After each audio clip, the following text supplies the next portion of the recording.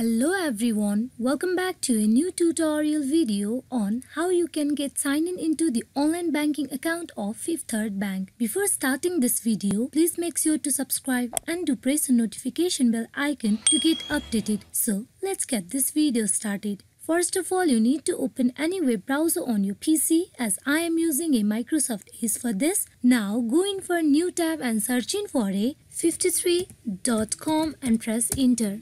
At the official webpage of Fifth Third Bank, you can see the option of login on top right corner. You click on it. Here you can choose account type by just clicking on the drop down menu. There you also can go with commercial banking. As I am going with the online banking, I am going to click on online banking. Here you need to provide your account credential, that is your user ID and password. So go from the user ID first. Now go in for providing your password.